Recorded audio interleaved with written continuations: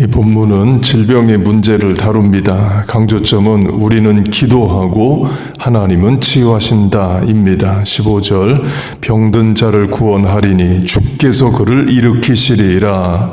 그리고 어제 강조한 대로 약을 먹고 낫든 기도를 해서 낫든 치유는 하나님으로부터 오는 겁니다. 복음서를 보면 예수님이 많은 병자를 치유하십니다. 특징은 즉시 나아요. 죽은 자도 즉시 살아납니다. 그런데 서서히 치유가 되는 장면도 있습니다.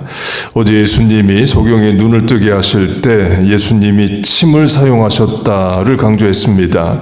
예수께서 침을 뱉으시며로 소경의 눈에 침을 뱉으시고 안수하십니다. 그러면 바로 시력이 회복되고 잘 보여야 되는데 잘 안 보여요. 사람들이 보이는데 나무처럼 보인다라고 말합니다. 예수님이 다시 안수하십니다. 그리고 완전히 시력이 회복됩니다. 전능하신 예수님이 한 번의 눈을 못 고치셔서 두 번에 걸쳐서 하신 게 아니죠. 성경은 왜 그렇게 하셨는지에 대해서 말을 하지 않습니다. 그래서 저도 해석은 못합니다. 그러나 적용을 이렇게 하겠습니다.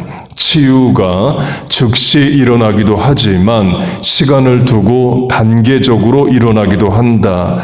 예수님의 두 번의 안수가 그걸 말합니다. 치유, 회복, 문제 해결이 즉시 당장 바로 되기도 하지만 단계적으로 시간을 두고 일어날 수도 있습니다. 이 시간을 두고 단계적으로 치유가 돼도 하나님이 치유하신 거예요. 우리는 이렇게 생각할 수 있습니다. 기도해서 안수받아서 그 즉시 병이 나아야만 하나님의 치유, 곧 기적이라고 생각할 수 있습니다. 시간을 두고 서서히 치유가 되거나 예수님의 두 번의 안수처럼 여러 번 안수해서 나오면 기적적인 치유가 아니라고 생각할 수 있어요. 그렇지 않습니다. 두 번 안수받고 나도 하나님의 치유고 기적적인 치유인 거예요. 시간을 두고 서서히 치유가 돼도 하나님이 치유하신 거고 기적입니다. 치유 자체가 하나님의 역사이에요. 약을 먹는다고 다 낫는 것 아니고 수술한다고 다 사는 것 아니잖아요. 약을 먹어도 수술해도 결국 낫게 하시는 분은 하나님이십니다. 곧 기적의 정의가 뭐냐? 하나님이 하시는 일이 사람의 입장에서는 다 기적입니다. 하나님이 인간사에 개입하셔서 우리를 도우시는 일이 다 기적인 거예요. 그런데 하나님이 하시는 일에 즉각적인 역사도 있지만 시간을 두고 역사하시는 차원도 있습니다. 즉각 역사도 기적이듯이 시간을 두고 하시는 것도 기적인 겁니다.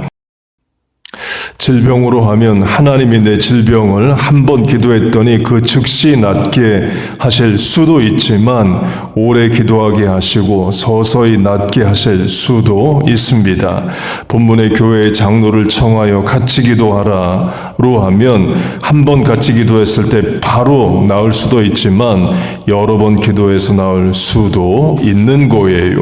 문제 해결로 바꿔 적용해도 마찬가지입니다. 기도하면 모든 문제가 그 즉시 해결될 수도 있지만 오래 기도하게 하시고 시간을 두고 해결하게도 하십니다. 사실 우리가 경험하는 질병 치유와 문제 해결은 즉각 치유, 즉각 해결보다는 주로 시간을 두고 치유되고 오래 기도해서 해결되는 경우가 훨씬 많습니다. 그렇게 하시는 것도 하나님이 하시는 일이고 하나님의 판단이고 주관입니다.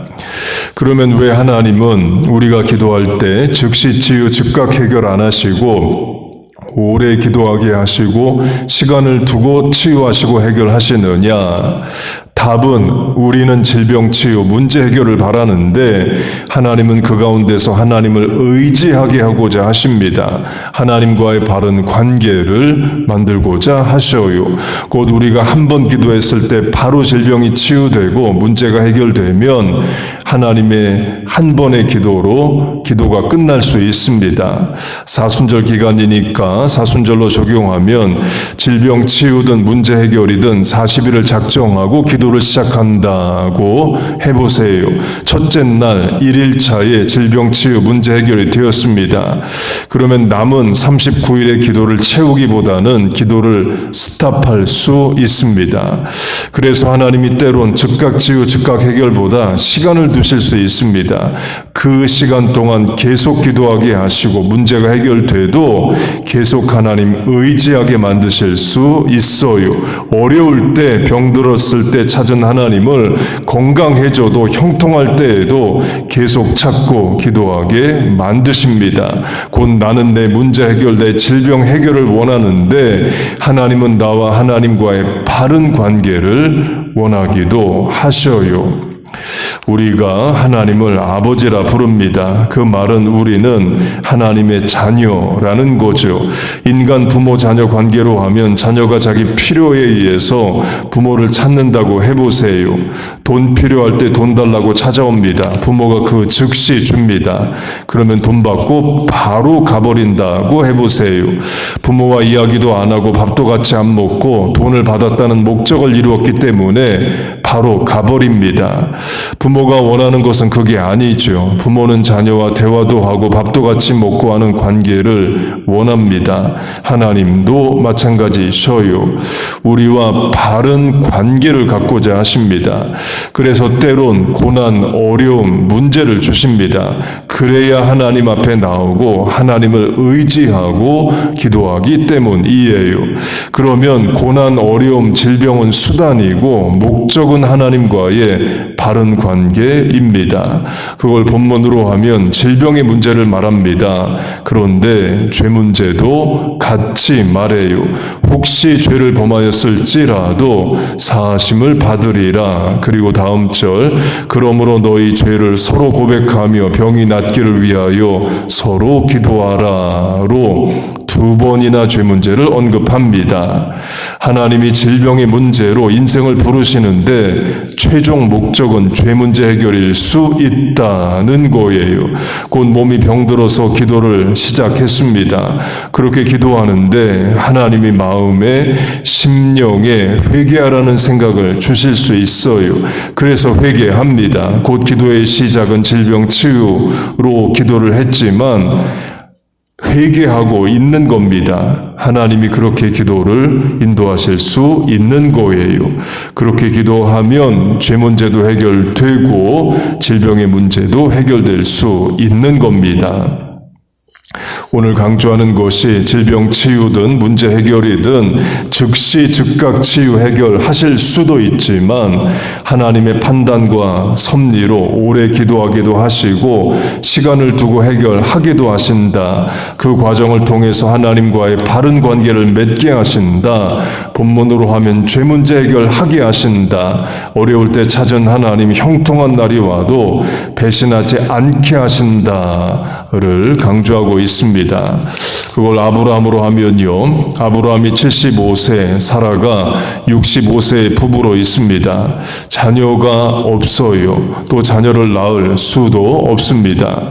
그런데 하나님이 75세의 아브라함을 찾아오셔서 아들을 주겠다 하십니다. 그러면 우리가 아브라함이라면 기대하는 것은 바로 임신이 되고 출산하는 거죠. 그런데 하나님은 25년을 기다리게 하십니다. 왜 그렇게 하시느냐? 오늘 강조한 것으로 하면 그 25년 동안 하나님 의지하게 하시고 기도하게 하시고 하나님과의 바른 관계를 맺게 하고자 하시는 겁니다. 그래서 결국 아들을 얻어도 아들 사랑하는 마음, 생각에 하나님께 소홀하지 않게 만드셔요. 대표적인 예가 아들을 죽여 바치라 했을 때에 아브라함이 바로 순종합니다. 그 다음날 일찍 일어나서 길을 떠납니다. 즉각 순종한 거죠. 만약 하나님이 아브라함에게 아들을 주겠다 하시고 바로 임신해서 그 다음에 아들을 낳았다고 해보세요.